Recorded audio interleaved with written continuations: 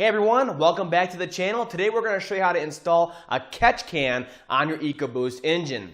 Now a catch can is almost a necessity on a Ecoboost engine because it is boosted. There is excessive blow-by past the pistons into the crankcase, and then all gets put back into the intake and burned, and it ultimately gets stuck in the backside of the intake valves and cakes up and causes performance issues, cold start issues, and all kinds of drivability issues in general. It's a real problem on any direct injected engine, and then when you add the turbo and the oil carryover and the extra pressures, it becomes a big problem. Now in this video we're going to go over the problem, the theory behind a catch can, and why this particular catch can setup works so well under all boost conditions to evacuate all those oil vapors, water vapors, acids, you name it, from the crankcase. Trap and condense them so they do not get burned and sent back to the actual intake. This makes sure that your intake valves are as clean as possible for as long as possible, so there's no performance or drivability issues with your engine. Next, we're going to go over the installation in detail, giving you my tips and tricks as we go along for what I found to work best, even over what the manufacturer recommends for the installation instructions. Okay, first things first, I want to go over why a catch can is needed on the Ecoboost engine.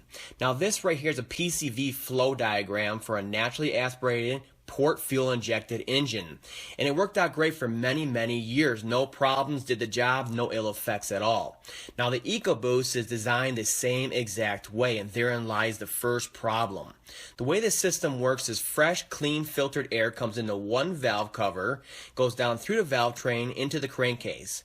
There it collects the oil vapors, fuel vapors, water vapors, blow-by gases, acids, all that stuff, and it evacuates out through the other valve cover, through a PCV valve, and right back into the intake to be reburned in the combustion chamber.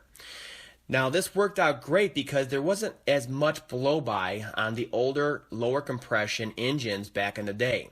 Nowadays with the Ecoboost engine, there's a lot higher pressures on this side of the piston because of all that air being stuffed into the cylinder. Not only that, but they're also using new low friction compression rings that offer better fuel economy but more blow-by. So you can see that the PCV system on an Ecoboost is loaded up that much more compared to a regular naturally aspirated system like that. And that leads us to our next issue here.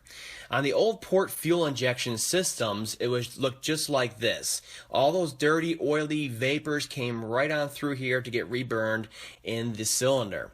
Well, they did collect on the backside of the intake valves, but they were also constantly being cleaned by the fuel injector. And the fuel nowadays has such high detergents in them, it would actually keep that valve clean. Now it also has a cooling effect on the backside of this valve, the valve itself, so therefore those deposits didn't get baked onto there. Now look in comparison over here with GDI and GTDI as in the Ecoboost. The injector injects fuel directly into the cylinder for many reasons: power, performance, fuel economy, but it does not clean the backside of the intake valve anymore. We're still getting all those deposits, oil vapors, and everything else being directed right on through here, and now the valve is not being cooled by the fuel either. So therefore they're coming through and they're baking on the backside of the valve, what we call coking, and it just builds up on the valve to the point where the airflow in the intake side here is actually restricted, and some of the direct injection and GTDI benefits are being negated by that.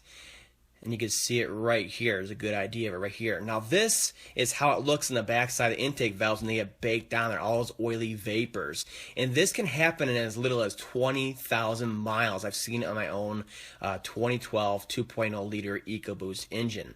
So now you can see why it's so important for you to install a catch can to prevent this from happening in the first place. Not only this, but also Ford has no approved cleaning procedure to clean these off here. So once the problem starts, the problem is yours. Okay, real quick, I want to go over the system diagram so I can show you how it's all laid out on your vehicle and, of course, how the system works.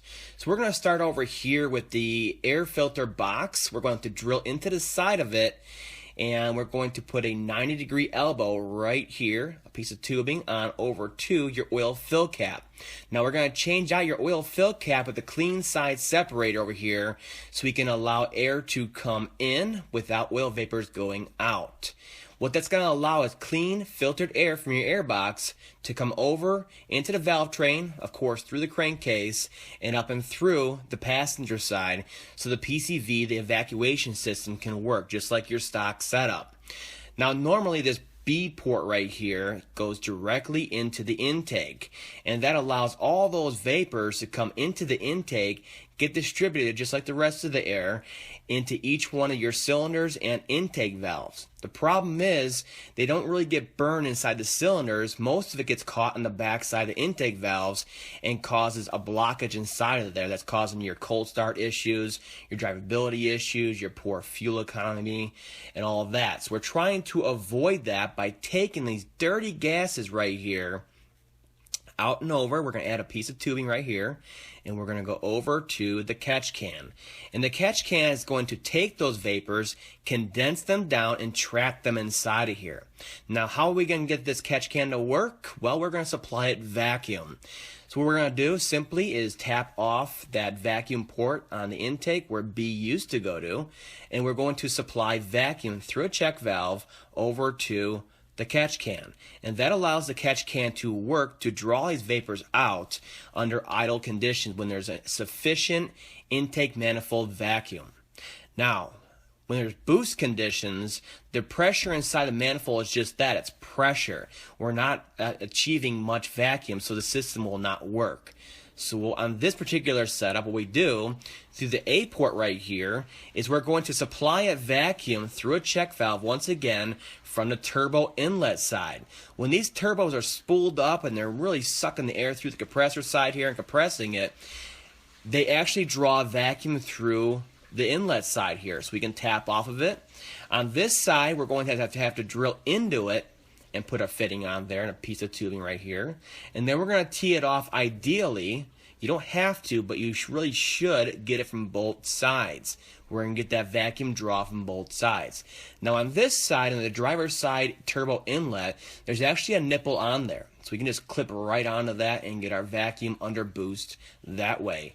But it's best to get it from both turbos so we can really have that suction during boost conditions to still evacuate everything out from the crankcase. The reason being is under boost, there's even more bypassing those pistons. So as you can see with this setup on here, we're able to draw those vapors out of here under idle conditions and boost conditions. It's kind of an ingenious design. The important part here, I want to note while we have the system diagram up on here, is these two check valves, okay? Now you may get black ones, you may get silver ones with arrows. If you get with arrows, make sure the arrows are pointing towards the vacuum source. So be pointing this way. And same thing with this line right here. The arrow on it is going to point this way. Now if you're not sure, what you can do with the new check valves in hand is actually suck on this side of the valve and make sure that you're able to pass air through there. That's the side you want on the suction side. And alternately, you can flip it over, of course, to suck on this side, and you should not be able to pass anything through there. That's a good check to do before you ever put the valves on there to make sure the system is installed properly so it can work properly. Okay, the first thing I like to do is mount the bracket and the catch can right in this area next to the horn right here. And what you're going to want to do is start getting this shield right here, this air deflector, out of the way so we can start routing all the hoses through here. Now there's a couple push pins. There's one right here, here, and here. And you're going to want to take those out with a trim tool like this, you can see, and we'll get it out of the way so we can route stuff through. And we'll come back, we'll trim around it, and put it back into place in the end.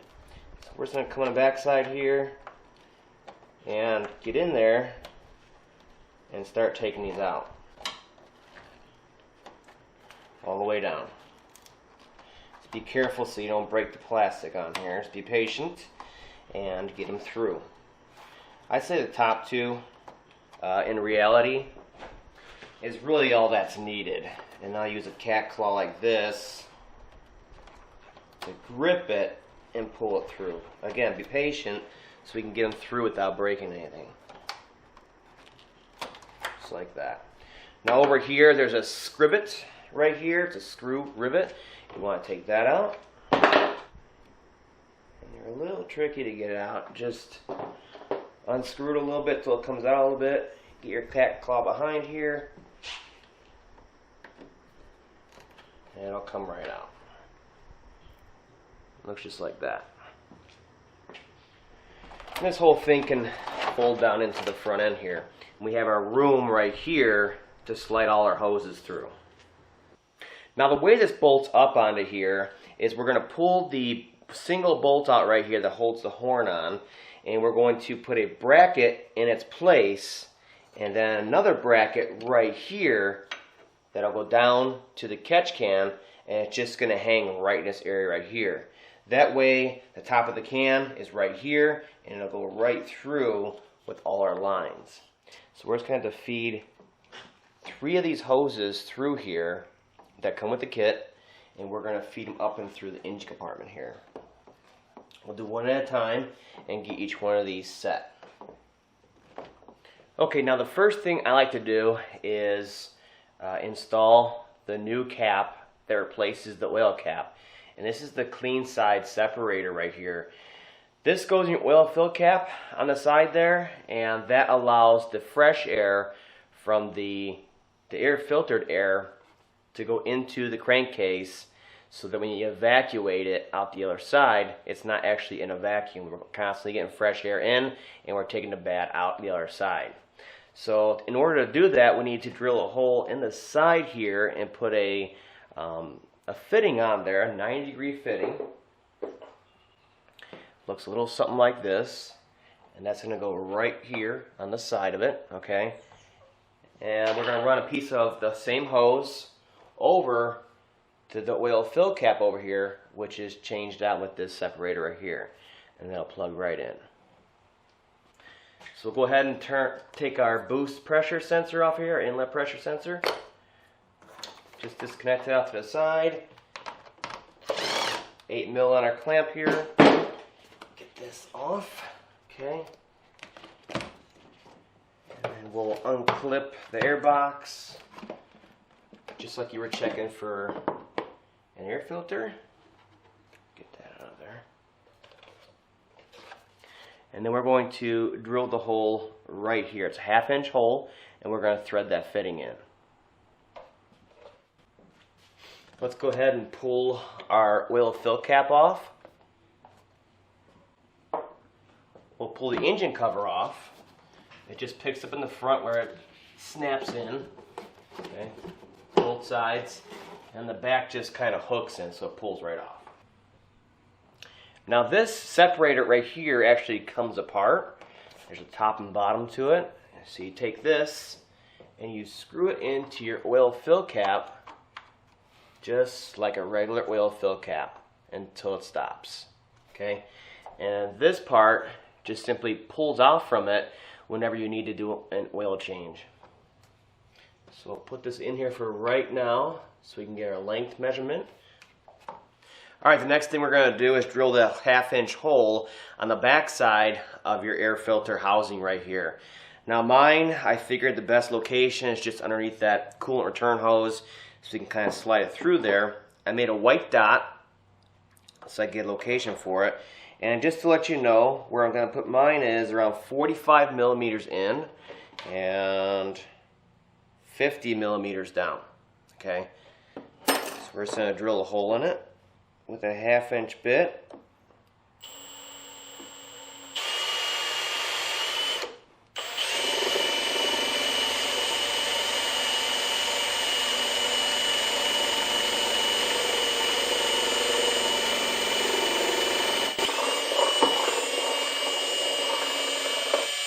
Nice and straight.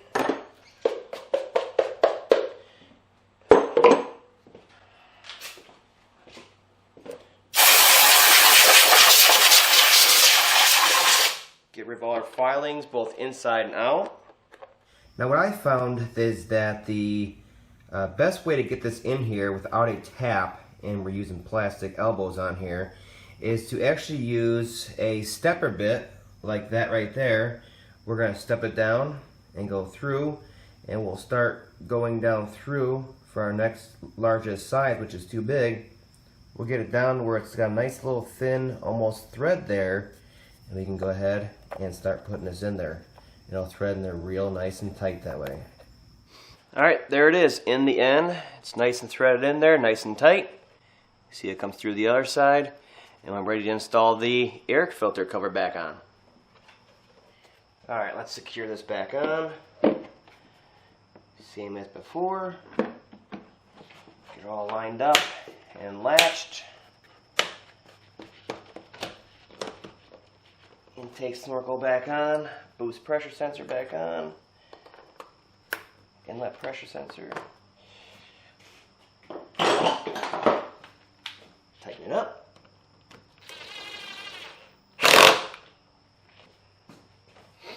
Now we're simply going to take a measurement with the same hose from that barb we just installed on over to the oil fill cap separator. And you want to allow, another inch or so, because the engine's going to torque and you want it yanking out of there. And we'll go ahead and simply install it.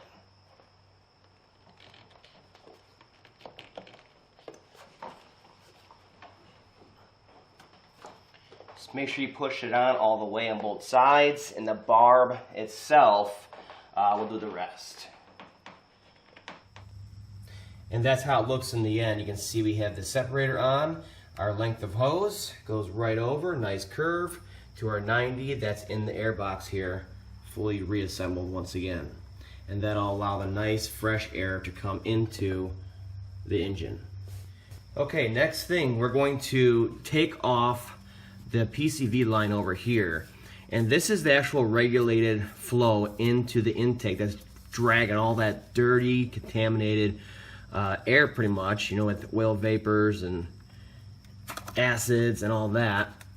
This line is taking all that out of the crankcase and putting it back through the intake, and that's where you're getting all your contaminants back in through the engine, the intake and the intake valves, and what's baking on top of the pistons themselves. It's all just going to bake inside of there because it's so hot and it's getting misted on there continuously. So we're going to go ahead and take this off. Now with our stock OEM fitting right here that snaps right onto the barb here, the actual PCV sticking out of the valve cover, we're going to take that, make sure it's cleaned off of all oil residue. We're going to take this line, which goes to the center inlet of the can. We're going to push it all the way onto here, and it should fit real nice and tight. And of course the barbs are going to do their job. So let's make sure you get it all the way on there. Spin it around.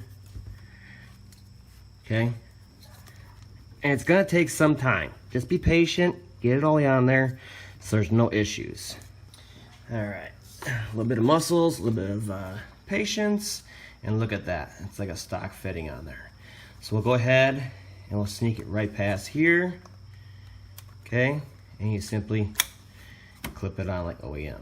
You can see it'll go right underneath here, past the two VCTs right here, and the wire, the hose right here, and it'll fit under the stock engine cover.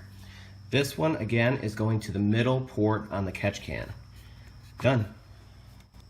Now the way you separate the hose, the stock hose, from the fitting, the stock fitting, so we can snap right back onto these, is to, I like to heat this part with a heat gun, get a little bit softer, and then of course you're just going to take a razor blade to the outer sheathing or tubing, okay, and you're going to cut it just deep enough. Now with the heated up with a heat gun, this will simply just peel right away and won't even damage the O-ring underneath here or anything on the stock snap to connect fitting right here. So that's the way to get these apart, and this way we can retain the factory ability to snap right on. It's a really good connection that way. And there you go, a little bit of heat gun action. And because this is pressed onto here at the factory, a little bit of heat and a nice little slit, and it actually separates all by itself. And there you go. No damage to the stock fitting. And of course this you just toss away. Okay, next thing we're going to do is cap off this port right here. We're going to finish that. That one goes right to the catch can also. So does this one. The last one goes to the different turbo inlets for vacuum sources under boost. So what this one is where all the vapors are going back into the intake. So we need a check valve on here so that the vapors only flow to the intake. Okay, don't want to come back out and through. So we're going to take our straight fitting we just cut off. That snaps right onto here. Okay, we're going to put about 3 inches of hose on it. We're going to get it fully pushed on there. And then we're going to do the same thing with our check valve. Now the check valves, depending on your style, may or may not have an arrow on it. This one has an arrow on it, and of course you can blow through. You want to go this way towards the intake. So check it and make sure that you're putting it on right. You want the flow to go into the hose here. So same thing, just like that, and it'll go right onto there. We'll put another section of hose on here, and that'll go back to the catch can. Now this particular style check valve is really nice, aluminum and all that good stuff, but I don't like how loose it fits on here. You can see, it comes right off and on. So for this one, what we're going to do is put a small clamp on here, and this way it's just not coming off. We'll do that on both sides of it. Okay, here we go. Here's our other section of line coming up through here, and that's going to go right to the port that goes back into the intake and connect to the other side of this we just made up. I like to clean this off real quick. A little bit of oil is fine, but just clean it off. And then we'll snap this onto here. Okay, we're good to go. And then we'll be able to get our length for this hose going back on.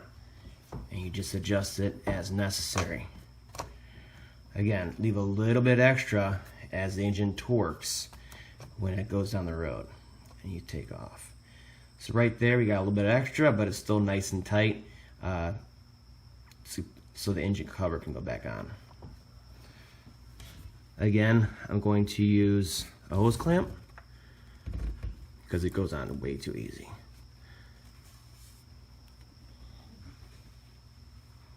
Tighten that down.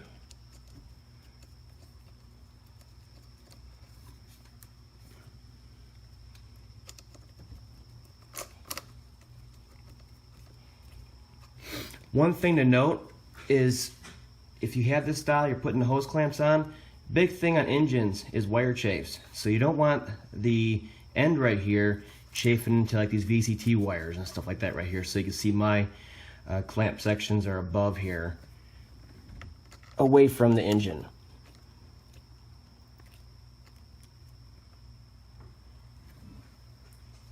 All right, that one's good to go too. Now that one and the other one are routed out and over to where the catch can's gonna go. We can snip this one right here once again, leaving a little bit of extra, and the rest of this is for the next section we're gonna do. Actually, it looks like this one going over the top of this one is even better. Even more of a reason to make sure your clamp is not rubbing on the hose. Nice tight connection, no stress in the lines, a little extra slack as the engine torques. These two are good to go. Next, we're going to do the inlet side of both turbos so we can get the vacuum under boost also. Okay, back over here on the driver's side valve cover. You can see we're on the driver's side here. This one's nice and easy. There's another PCV line right here. Okay, right there. I can take that off of there.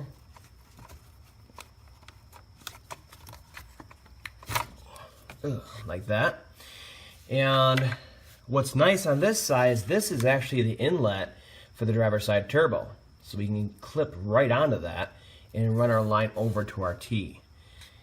And this line right here, coming out of the valve cover, we're just gonna cap that off, okay? And we can snap to connect right onto that one and bring the line over to our T and then we're going to go over to the passenger side turbo also, so we can get vacuum draw from both sides.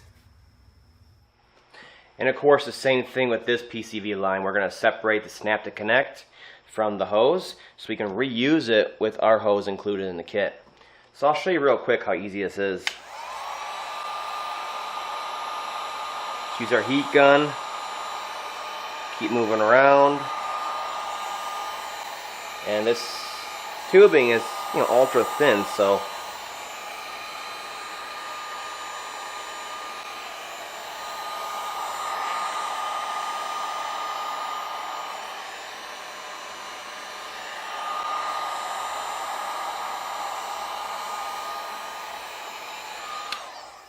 go pull it off and watch. It's soft right now. See it right there? Hopefully you can see that. I'm barely doing anything here. I need to cut it all the way to the end. And look at that. It just separates and comes right out. Now for our next hose, we're going to go ahead and drape it over the engine, over the throttle body area there. Come up and over, and we're going to connect it into that inlet for the driver's side turbo we just took off that fitting from. That'll snap right onto there, real nice. And secure. There we go. And then you can just take it and drape it over. Okay, with our line coming over from the driver's side turbo, we're going to drape it around just like this over to here, and we're going to tap into the passenger side turbo. Now this one has no quick connect fitting, unfortunately. So what they have us doing is drilling that same size hole as we did earlier on the air intake. We're going to do the same thing over here. We're going to drill the hole and we're going to thread in the straight barbed fitting. So it'll go right into here. And that way we get the suction from the passenger side turbo also. Now with this procedure, you want to really take off this intake tube right here so you don't have no shavings going down into the turbo. So there's a clamp down there. You can get it through the wheel well. I'll show you real quick. You can see it right there. Okay, that's going into the front of the turbo there. And then you're just going to follow it up and around. There's a line right here. And of course over to the split off. We're going to undo this clamp and this whole thing will come right out. We can do it on the ground and do it properly. And there it is, nice, tight, and secure, threaded into there, ready to go. So you can go ahead and put this pipe back on. Again, just make sure once this is in, all the drilling is done, you do a nice clean out of the tube with some compressed air. Then go ahead and reinstall it back on the vehicle, both sides, and don't forget your vacuum hose on here. And we can go ahead and finish the installation. And this right here is the completed T-junction going back over to the driver's side inlet for vacuum from that side, and of course from this side. We're going through a check valve. Again, use hose clamps because it fits too loose on there, and we're just going to fit it right on through to the other side. We can start our can connections now. Now once your can is set and it's clamped down, this clamp right here and your bracketry and all that, we have our height set. We can go ahead and adjust these hoses so they have a nice smooth flow to them, and we can finish tightening down these AN fittings right here. And you just need to snug them enough. They seat in there very well, and there's no need for excessive pressure on there. Okay, another note going back together, you want to put your deflectors in here because they do make sure that the air flows through the condenser and the radiator and all that, both sides. So they're very important. We took this one off earlier, so make sure you push the push pins back in. Okay, both of them, and of course your scrivet over here. And I had to trim it just a little bit, a little notch in there, so these lines could come right through and it could still sit on here properly and seal this cavity, directing airflow through this area. Okay, at this point the whole system is installed. I just wanted to go through real quick what I did and which port is which on here. Now this far right port right here goes through, okay, and you can kind of follow it around there. That one is going up and over to the inlet of the intake itself, okay? And the check valve is facing this way. So if you suck on the end of this valve, you should be able to pass air through here because there's going to be a vacuum pulling it through. Okay, so that's the outlet going back into the intake. The clean vapors going back in the intake to be burned. Now, the center one right here, okay, that one's going through, same thing, through your lines here. And we are going over and we're getting all that dirty vapors and combustibles and oil and everything coming out of the passenger side valve cover going into the can so we can catch all the contaminants. Now, the other source of vacuum under boost is this one right here. And this one goes out and goes over and comes through right here. You can see a line come up right here. And there's another check valve right here because these two are our different sources of vacuum at different times and different running conditions, okay? So this one right here, again, the arrow is pointing away. It's pointing towards the vacuum source, which in this case is the turbos themselves. When they suck the air from the inlet side on the compressor wheel, they actually create a vacuum. So we can get a vacuum under boost that way. And you can see it's tapped into that inlet pipe right there, down below. We come up, we're teeing off, we're doing a full evacuation, and we're going over, same thing, on the driver's side. Go over here, show you. And we're going right down to that fitting we connected to earlier, and that's the inlet for the driver's side turbo, sorry. This one clips on, we were able to use the factory snap to connect fitting on there. Now, we're getting fresh air through this separator right here, which is inside of here. That replaces your oil fill cap. It's coming over. Nice curve to it. 90-degree bend. And we're getting filtered air from the air filter housing right here. Okay? Now the last port you need to know about is this one right here. And they're putting just a regular vacuum cap over this. What we're going to do is put that snap to connect back onto there. It's got a barb on the end of it, and we're going to put a section of hose and a pipe plug on there. You can do it either way, but this needs to be capped off in the end because this was the fresh air inlet, but in all reality it's coming from here now, which goes down into the valve cover and provides the fresh air to come in. What happens with the PCV system in general is you have fresh filtered air coming in to one side of the engine. It goes through the crankcase, pulls all the garbage out, comes up through the other side through the PCV valve, and it will evacuate and be routed right back into the intake so it can be burned. What we're doing here is the same exact thing, but we're giving it vacuum under boost and during idle situations. So that helps out a lot. Plus, the major thing we're doing is catching all that garbage in this can right here, and it's condensing inside of here. Water vapors, oil mist, all that kind of stuff, acids, it's all being collected in here so we can come down here and drain it out whenever it's full. Now the one last step on here is to put the nipple on here, the barbed fitting, so you can put your tube on here so you can drain it out. Again, make sure this is closed off just like this during normal operation, okay?